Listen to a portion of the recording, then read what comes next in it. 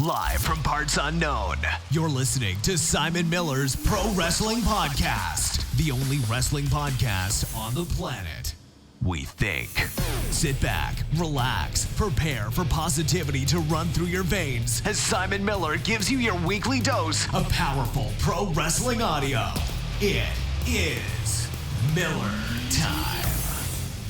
Hello and welcome to Simon Miller's Pro Wrestling Show. My name is Simon Miller. This is a pro wrestling show, and it's been a while since we have done this. We won't get into all my ridiculous life situations. If you know, you know. If you don't know, you don't need to know. But for the next hour or so, we are going to talk about the crazy world of professional wrestling, and my word, what a crazy week it has been. We'll hit WWE, we'll hit AEW, we will hit whatever we feel like. And basically, look, you may have seen some of my live streams on YouTube and now Twitch. I would implore you to sign up for both. So just search for Simon Miller on YouTube and go to twitch.tv/Simon Miller 316. I'm basically trying to migrate all my live streams from YouTube across to Twitch because, as it turns out, if you live stream on YouTube, it affects your on-demand numbers and your subscriptions, blah, blah, blah. I didn't believe it, but I looked at my analytics and I was like, damn it, it's correct. So we're trying to start a brand new wave here. But the other thing that we always do here on the show, and that's not going to change, it's not going to stop, it's business as usual, is I do have a Patreon, patreon.com/Simon Miller 316. If you can support, I'd appreciate it. Without it, there's no podcast, there's no YouTube channel, there's no Twitch.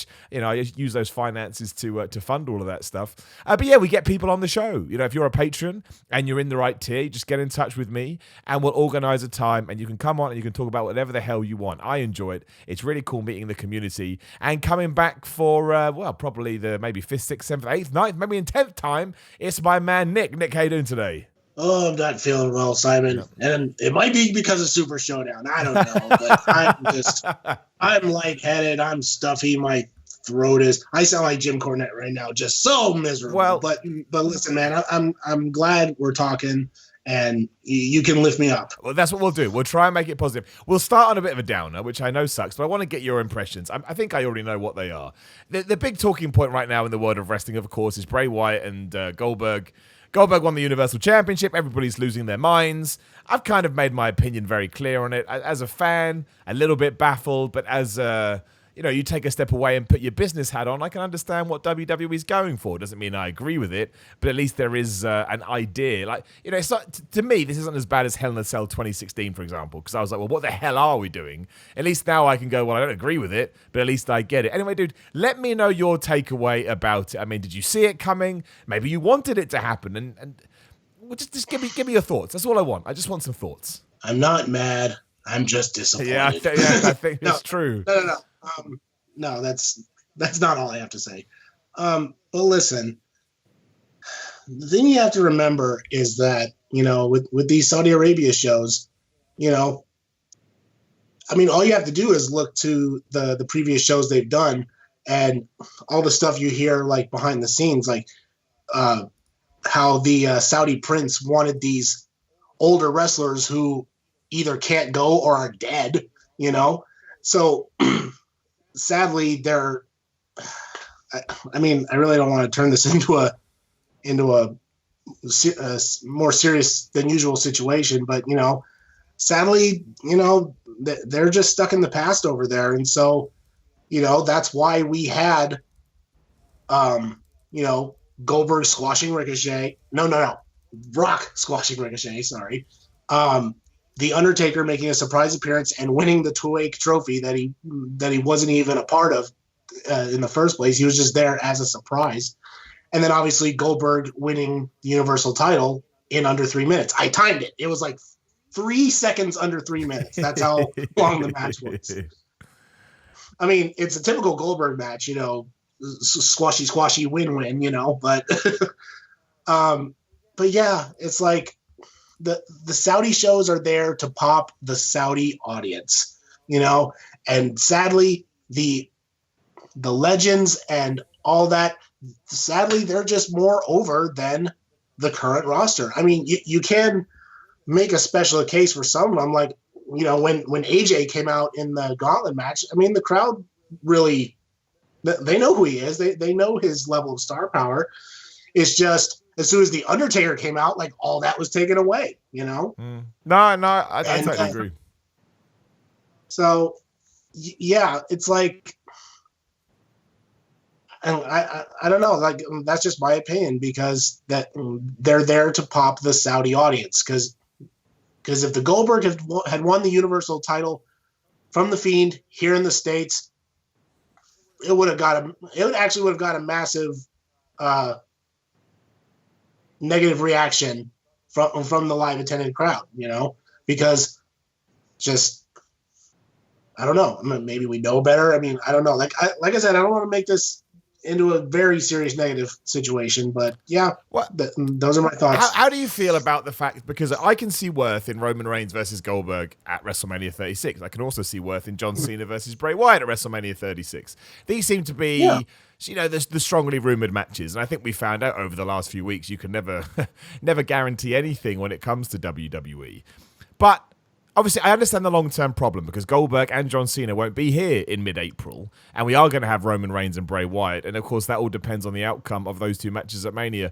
But even with this, and I'm playing devil's advocate here, even with these shenanigans that we've just experienced, do you think that ultimately it makes for a better WrestleMania having those two matches as opposed to the original rumored matches, which of course were Bray Wyatt versus Roman Reigns and John Cena versus Elias, with Goldberg not on the show at all? Well, for one thing, John Cena and Elias would have actually been like a long-term story, which WWE doesn't seem to do a whole lot, going all the way back to the previous WrestleMania when John interrupted Elias as Thuganomic Cena. But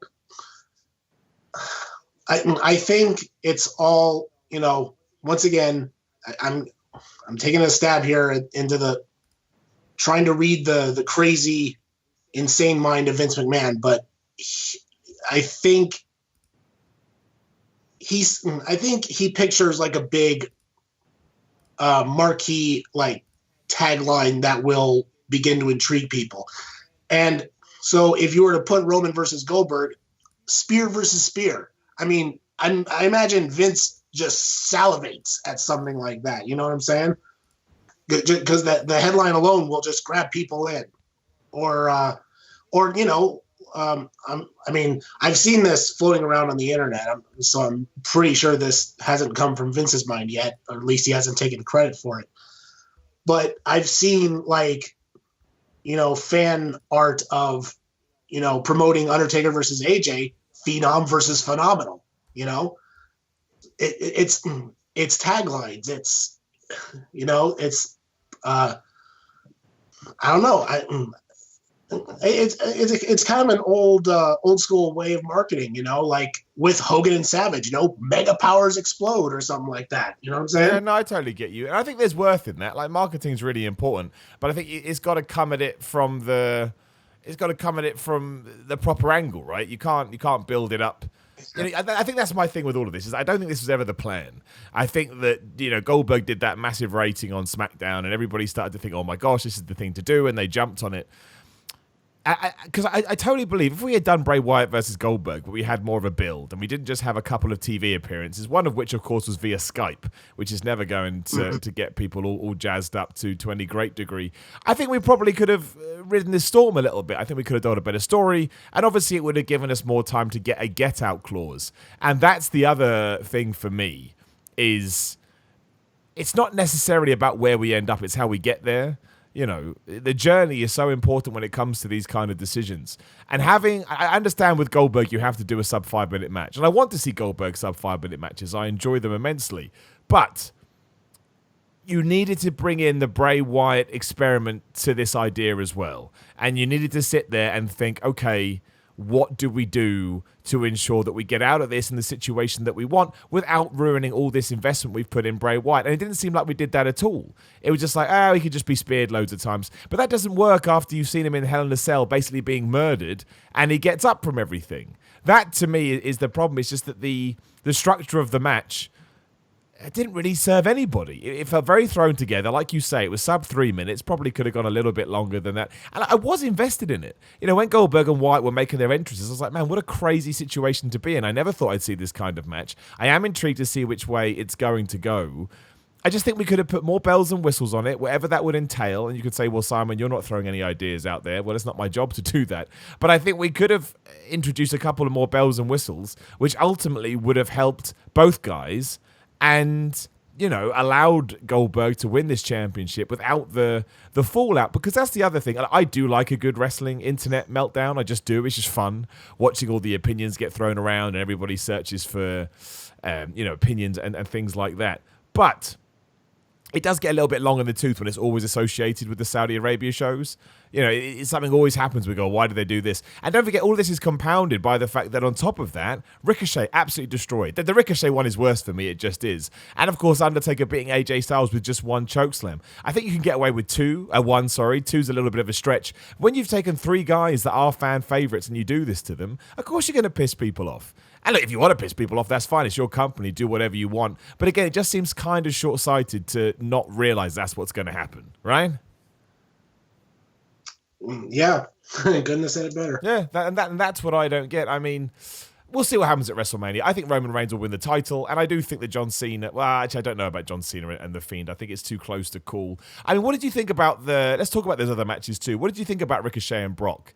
Because I knew it was going to happen. Like, you can go watch my predictions on What Culture right now. I said this was going to happen. But it still doesn't mean I can believe it when I see it, It still took me off guard. I was still like... Because, again, that one, you could have had that match at that length, but still gotten Ricochet in with a couple of cool moves. That one, I can't have it. Goldberg, why I can explain in my head. I can't explain those two at all.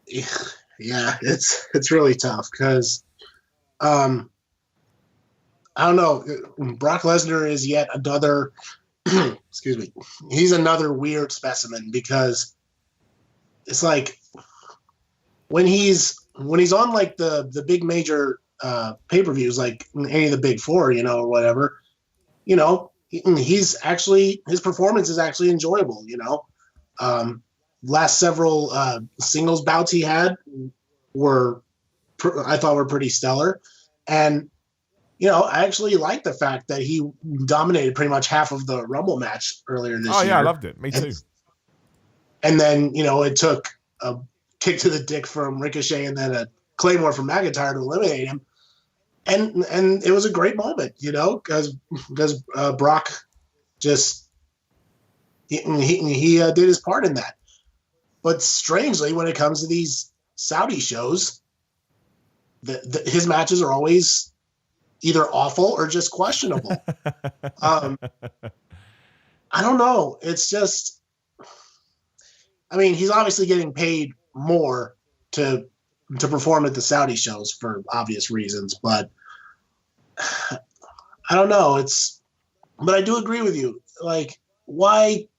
I would have been okay with Ricochet like trying to hit a few like high flying moves, but Brock just counters every single one of them. I'd rather have that than just, oh, you're gonna try and drop kick me, I'll swat you away, suplex, F5, done. I would have taken. If you've seen like Ricochet's entrance, he kind of shows off his athleticism during his entrance alone, and it's like, how are people gonna invest in him if he's not allowed to do that? Well, I guess so. I guess they know. It was just like a big example of where they see Ricochet, right? This is where they see him. You're a guy that we'll bring in, and we can put in this kind of situation, this position. But we don't believe that you're. Things change. Obviously, if you told me Jinder Mahal was going to be champion, I wouldn't have believed you. But it just underlines that no, you've got your position. We don't expect it to be any bigger than this, and we're happy to put you, like I say, in positions where someone just. Because the thing for me was, if you're going to do that with Ricochet, why have that big video package of him saying, I'm going to do this, I'm going to do that? Because I don't mind. Look, that's not true. Let me rephrase that. If you want to have Brock Lesnar just destroy him, okay, fine. But when you have the video along with it, it just kind of makes... It kind of takes the piss out of Ricochet, right? That's what it does. It takes the piss. Because now he looks like a bigger jackass than he would have done otherwise. He's all like, you have no idea what I'm going to do. You have no idea what I'm going to do. And then he falls on his ass straight away. Do you know what I mean? Like, it's like, well, what? Why do that? That's what I don't understand. That's when I get really confused, because it didn't help. Brock Lesnar didn't defeat anybody bigger than he already was, because he's Brock Lesnar. And Ricochet doing that just, screwed him up even more. I know. And like I said, it goes back to what I said earlier about, the the Saudi people are just really old school, and they would much rather see the old school guys go over than the new guys. I mean, there were signs all throughout because, like you said with Ricochet, they hyped him up in the video package. Barely got no offense in whatsoever. Yeah, he attempted a drop kick, but it didn't land. So technically, zero offense. Oh, nothing. He got nothing. Absolutely nothing. And then even AJ Styles in the Gauntlet match. I mean, it's one thing to. I understand he was taunting R-Truth, but seeing him dance around like that for as long as he did just kind of made him look like a twat, No, that did make me laugh. I know what you mean, but I was laughing. AJ Styles just makes me laugh. I completely understand what you're saying, but I did, I did crack up. I love AJ Styles. He's so funny. He's such an idiot. Yeah. I don't want people to take that the wrong way. AJ has the charisma and everything. He's great. So, but again, and then that also ties into the finish of that when he was beaten with just one chokeslam after he was pretty much a fresh guy. I mean, I remember seeing a tweet from Jack the Jobber just said one chokeslam FFS. I know. Well, that's again. It's this. This. I can't even think of the right word, but this build-up of all three that is just has sort of confounded me today and left me scratching my head. It's like, are we really? Again, as a fan, I don't have to worry about the long term if I don't want to. I just go watch something else, or maybe I grow out of wrestling. You just don't know what's going to happen. But are we really so short-sighted, especially when you look at stuff like Jim Crockett Promotions and WCW, where they did the same things, that we're not looking 5 to 10 years down the line? Because you do need to do that. And it's not like they haven't had this plan. As the Black got a good push, Buddy Murphy. There are guys, I mean, Angel Garza and Ricochet and Andrade. There are people that are being put into much better positions than they would be before. But I would argue when you take an AJ Styles, I know he's older than your average bear and he hasn't got that much left, but still people see him as a young pup, especially compared to the Undertaker. But guys like AJ Styles, Ricochet and Bray Wyatt could actually be pivotal stones and pivotal cornerstones, I should say, for your company years going ahead. I know you've mentioned that they do it to pop a Saudi Arabia crowd and stuff like that, but come on, man, it's I don't know. I didn't mind the AJ Styles one so much at first, simply because it came first, and therefore, it's a build-up of things. But to get to the end of the show and look back and see all of that was a bit like, my word, we have made some interesting decisions this evening. I know, and just one more thing to add on top of that, poor Rey Mysterio. They just flew him out to Saudi Arabia just to get his butt kicked backstage by the OC.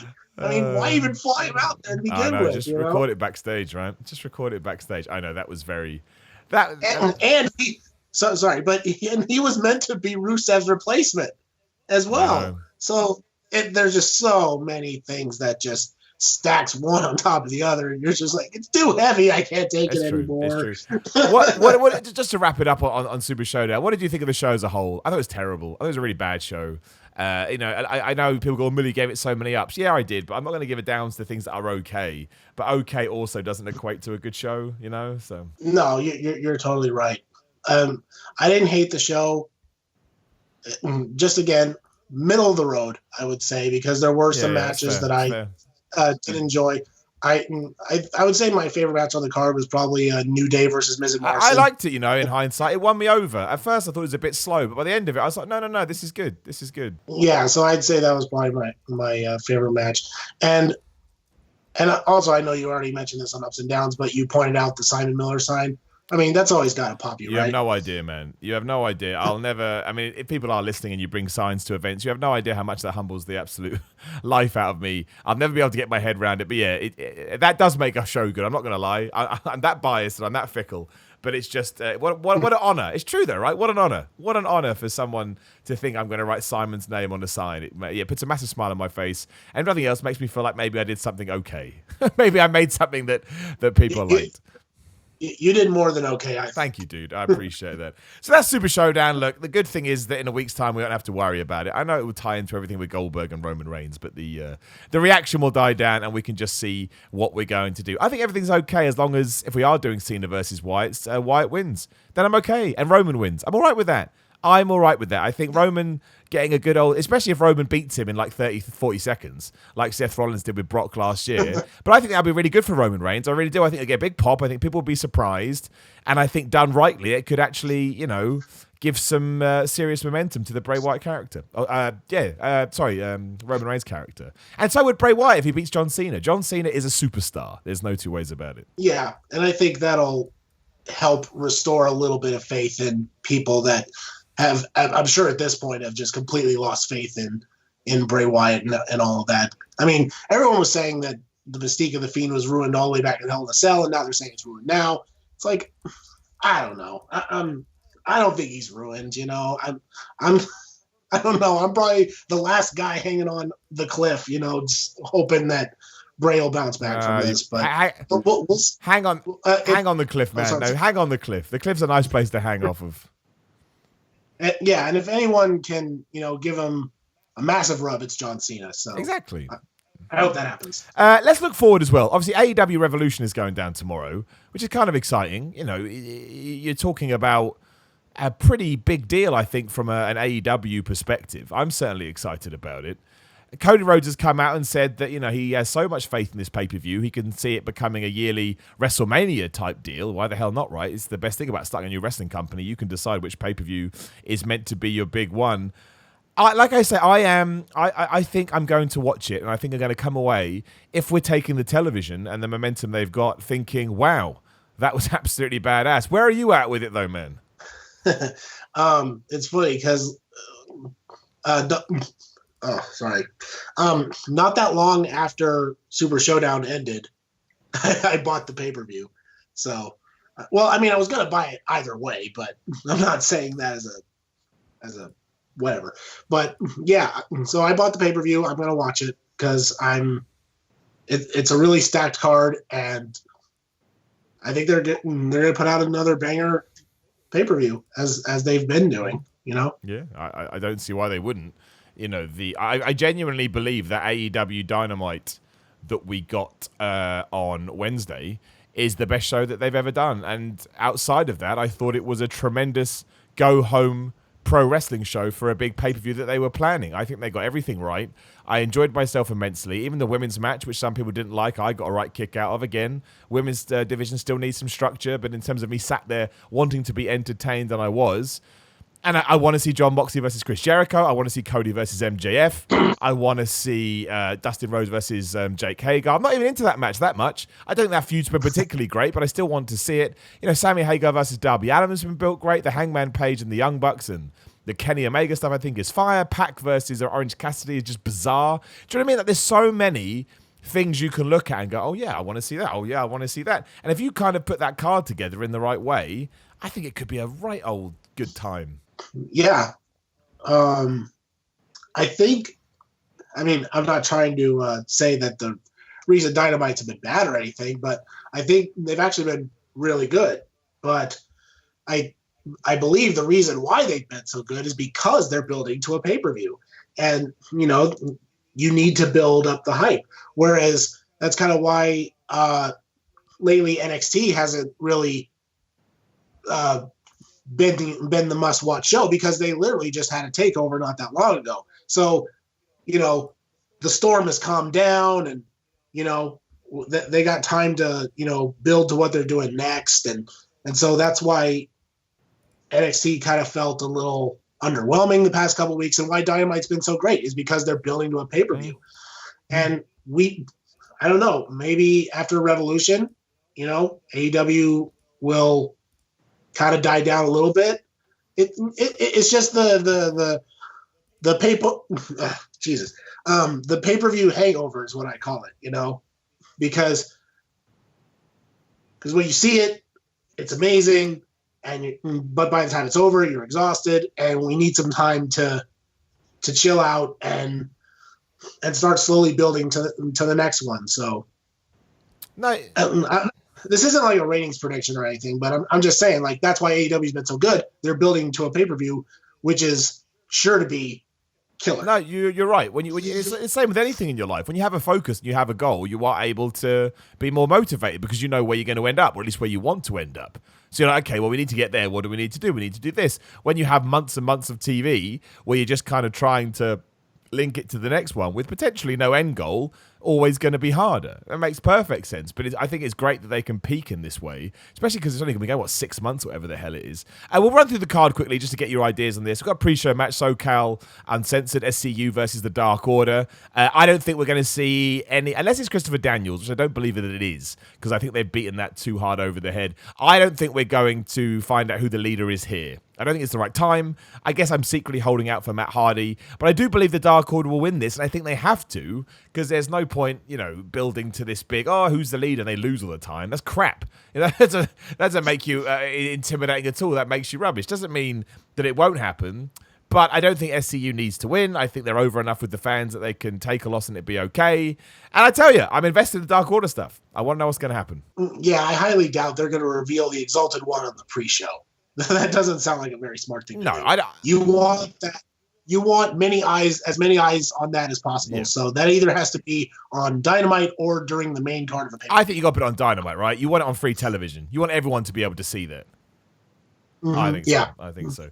And then moving on, we have got obviously Pac versus Orange Cassidy. I mean, this could be the most intriguing match out of all other 7 that we've got to talk about, because I can't see Pac losing, but Orange Cassidy is so over, you got to kind of treat him with kid gloves a little bit. I mean, I think he could do anything and the fans wouldn't care because they're just so into him.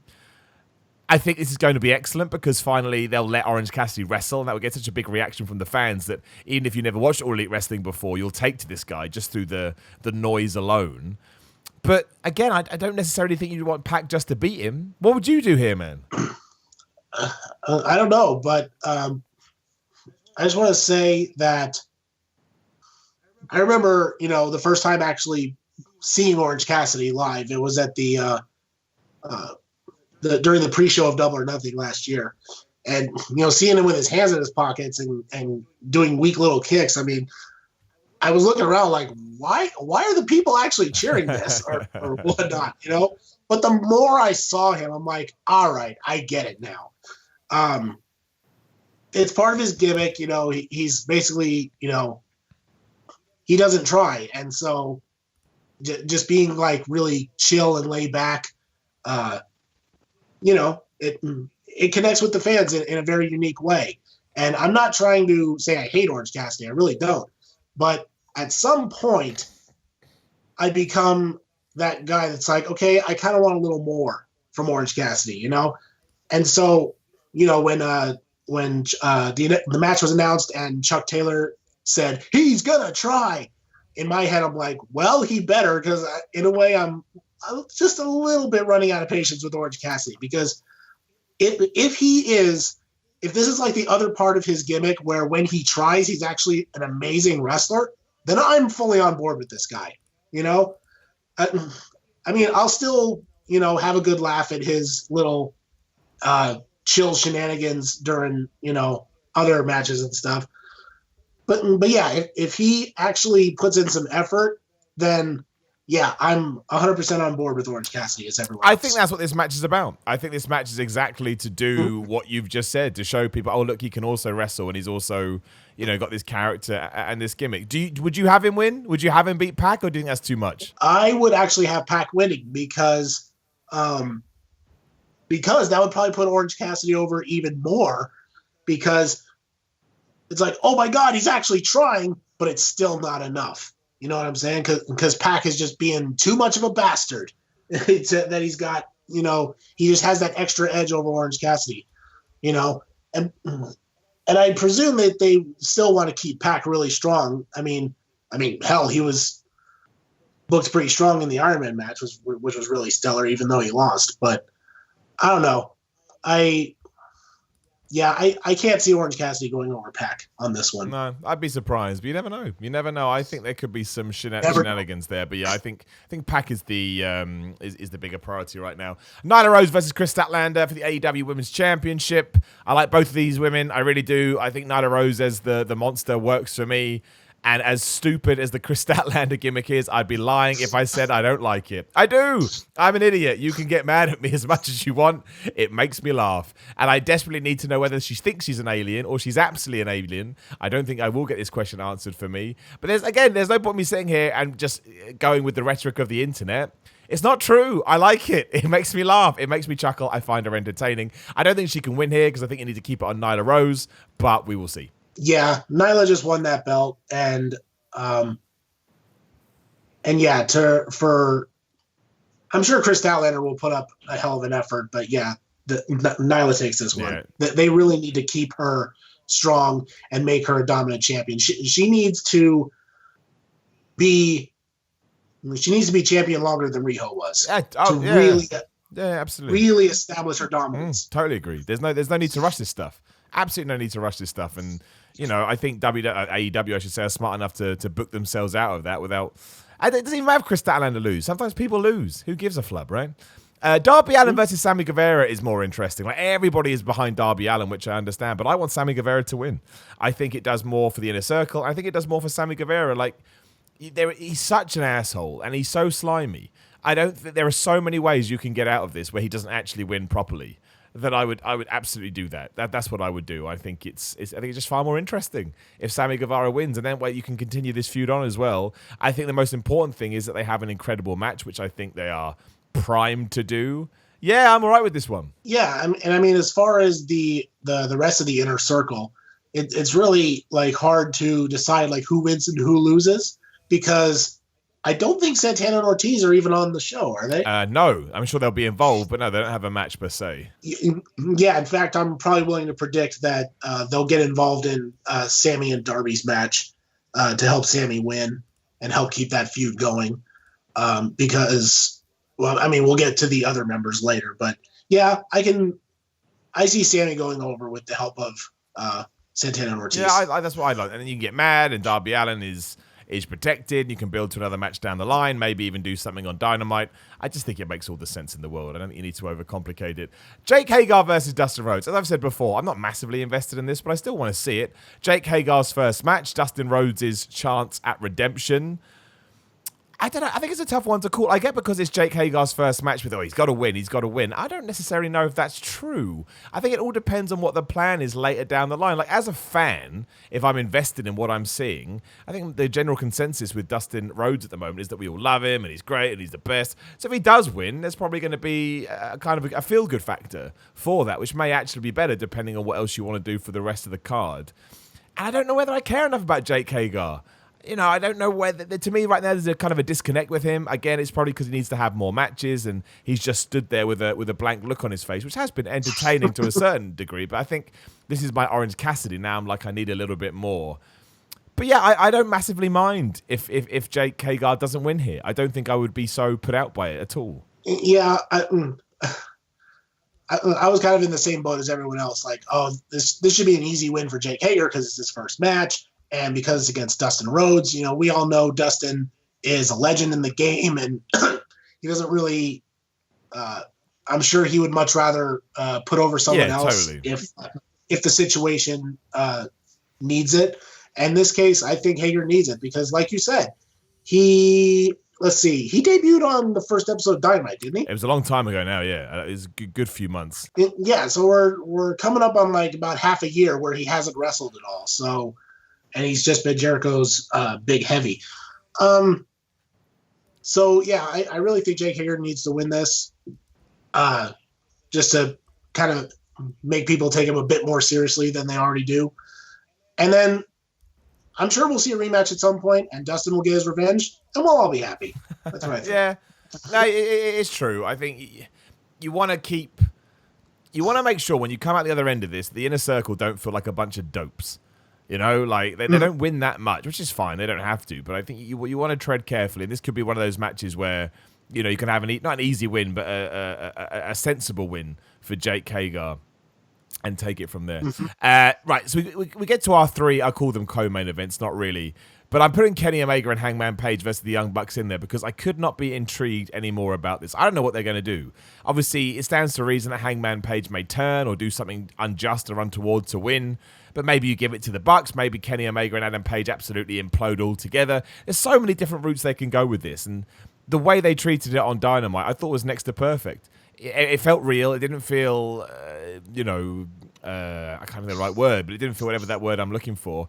It was honestly, I was already invested in it, but that one interview, you can kind of pick and choose who you like more. Sure, Matt and Nick Jackson were acting more like heels, but maybe you agree with them. I'm totally on Hangman Page's side. I think all of them, as well as Jim Ross, were horrible to the poor man. So I hope that he does get his revenge here. But given how talented they all are, and given how much this Kenny Omega and Adam Page tag team works, we all know what the Young Bucks can do. Genuine potential, even with everything else we've got, could be the match of the evening. Could absolutely be the match of the evening. Yeah. This one's really tough because, everyone's expecting a heel turn of some kind, especially in this match, just because of the way it's been built. And let me ask you, what do you think would probably be the more likely situation? Hangman turning heel or Kenny and the Bucks turning heel? I don't think you get Kenny Omega and the Young Bucks booed by that audience. I think you'd really, really struggle to do it. So I think even if you are planning to book it that direction, it's probably best to rethink it.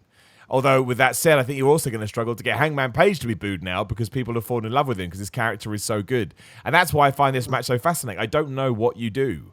And maybe you just stick to the plan. Maybe so many... I don't know, it's kind of hard, isn't it? Like, sometimes you want people to stick to the plan, but sometimes you should call an audible depending on what the fans are doing. Maybe there's a way you can turn the Bucks heels by themselves. Again, they were heels back in the day, but everyone knows they're a pivotal part of the company, so that could be tough too. There are many different directions you can go in, but I don't know which one is right. I really, really don't. That's why I love wrestling matches like this when I can sit here and actually go, I don't know what they're going to do, and I have no idea what I want them to do either. I think that's why it's one of the best feuds they got.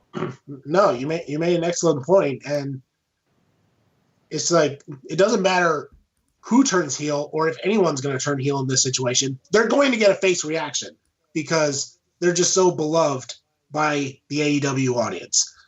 And I'm not the person to be questioning that because I still like a good face heel dynamic, but I don't know.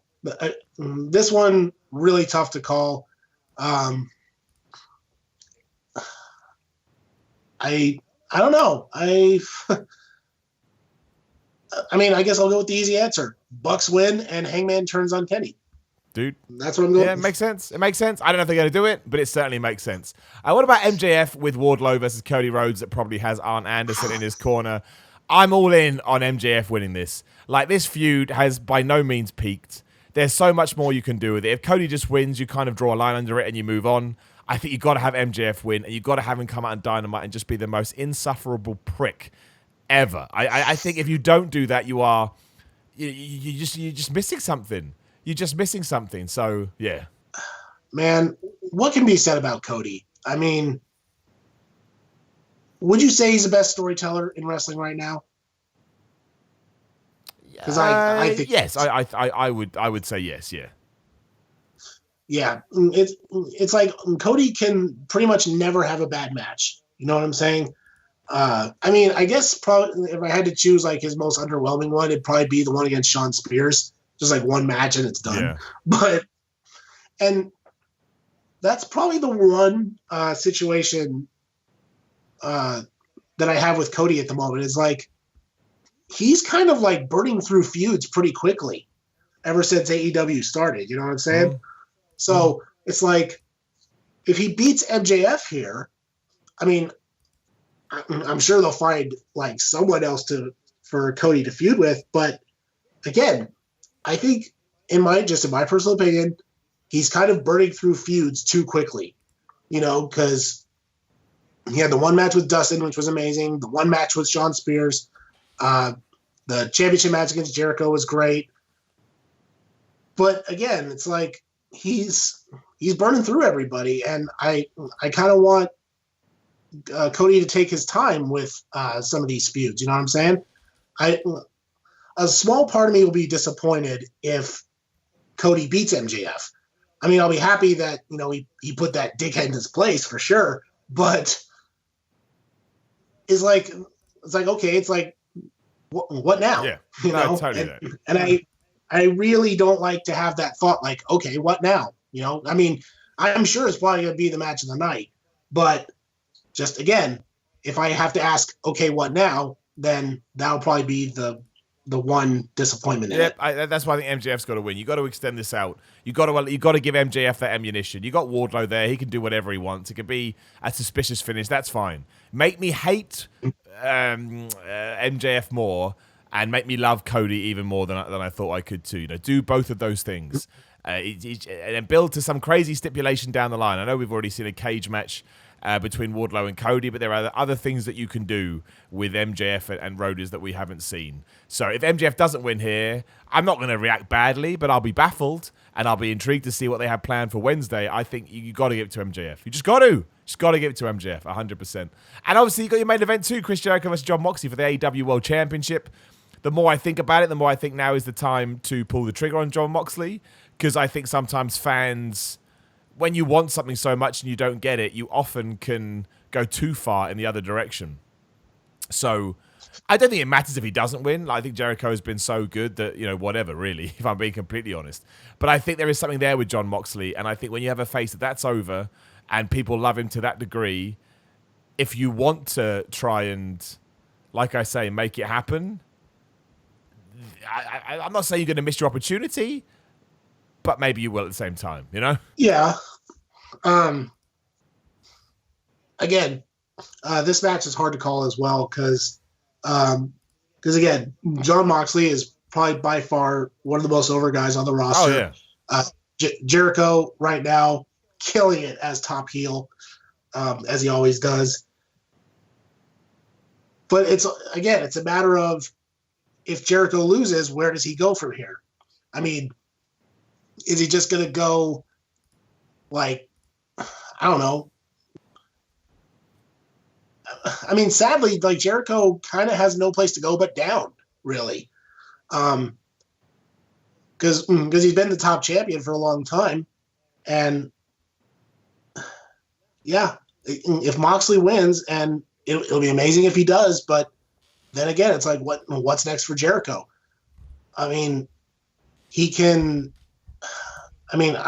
there's still plenty of, like, good talent on that card that he can feud with, but man, so tough to call. In fact, I'll even do a little fancy booking here. I think it'd probably be better if Jericho wins at Revolution, but he obviously wins in a dirty fashion. And then we have the big rematch at Double or Nothing, because that's coming back to Vegas this year, which I'm going to, by the way. Well, that would work, right? I think that's good booking. And then, people like yourself, they're going to be mad excited. Yeah, like, go back to the place where it all started. You know what I'm saying? I think that would tell a much bigger story in the long run, to have Moxley win the title a year after debuting on the same show that he debuted on. Dude, nothing wrong with that, man. They're smart, keeping it simple again as always, right? Which is the key. Mm-hmm. Yeah, I'll be all right with it. I think as long as Jon Moxley wins it soonish is the key. You can. I don't think they're going to, but you can miss the boat sometimes with these things when the fans are just desperate for something. But I think it's going to be a good show overall, and the fact that we ummed and ahed over so many of these, I think, is a testament to how well this has been put together. And I know that the whole WWE versus AEW rhetoric is boring, but unfortunately, right now, after this week, WWE is, it kind of dropped the ball, and AEW looks like it's about to pick it up. So, we'll see what goes down. Before we do wrap up, man, originally we were going to do a podcast about Sonic the Hedgehog, the movie, and we weren't able to because I wasn't able to see it because I got ill, blah, blah, blah.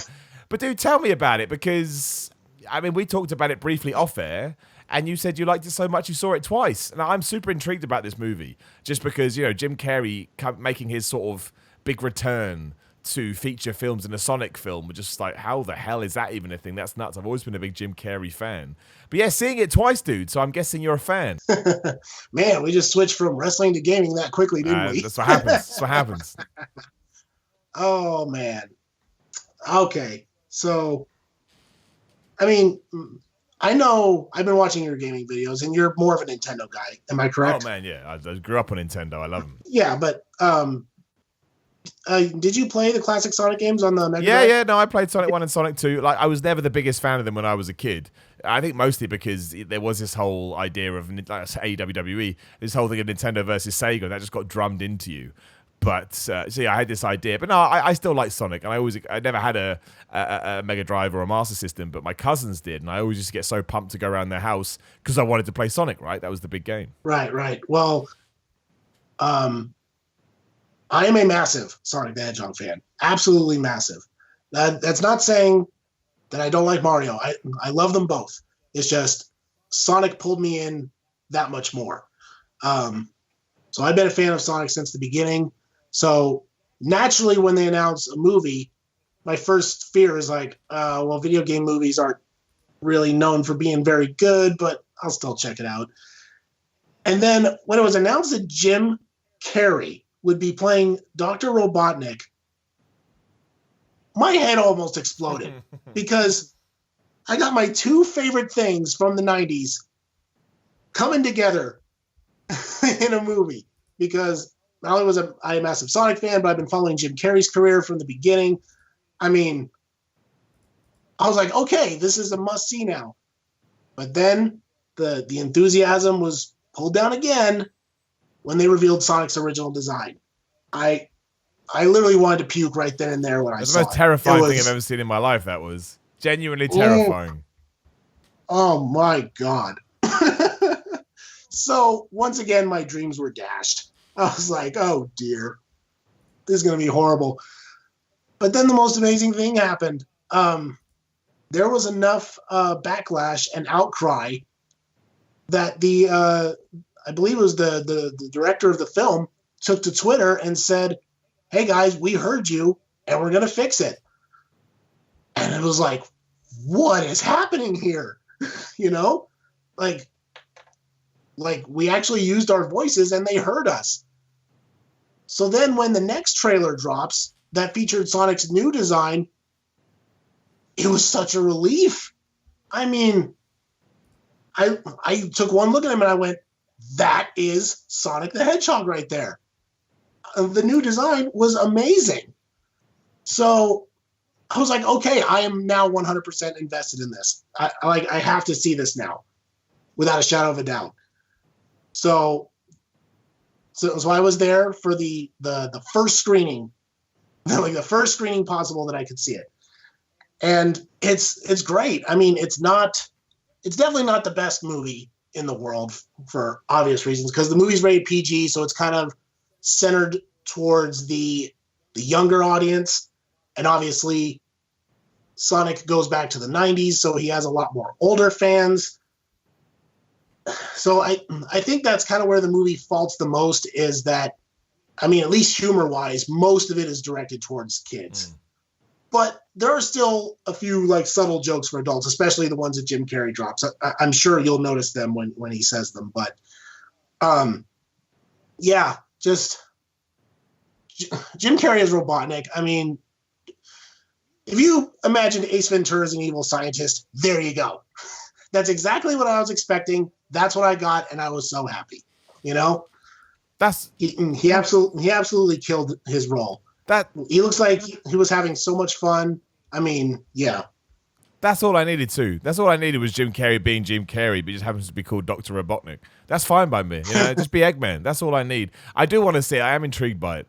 It's like you say, video game movies notoriously have been terrible, but I don't think many of them has had a bigger star as Jim Carrey in them. Somebody will prove me wrong on that note. But, you know, he's a proper Hollywood A-lister.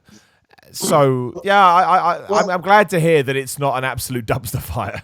Yeah, and that's the most amazing thing, is that this could have been a dumpster fire, but it wasn't. Yeah. It was just sort of like a middle of the road, like didn't really take a whole lot of risks, but it was still so satisfying to see this come to life in the way that it did. Yeah. So, like, yeah, so like I said, I saw it twice because I want this movie to make money, because I want a Sonic. I don't want just a sequel. I want a whole Sonic universe now. There's so much potential now if they can just take a few more risks, and oh my God, it would be amazing. Well, so I think you're going to get it. I mean, the budget was around about $80 million, and it's made close to 220. That's all companies need, or production houses needed to make a sequel. So I do think you're going to be getting it. And also reviewed okay, like very average reviews. But for a video game, that's massive. It's all right. Okay, cool. It's cool, So I think you will get a sequel, and I think you'll probably get Knuckles, and you'll probably get Tails, and you'll get all the fan service that maybe they weren't able to do with this one, as they were trying to make it a little bit more widespread. Oh yeah, there's definitely lots of fan service in this film. Easter eggs galore, my friend. I'm telling you. Yep.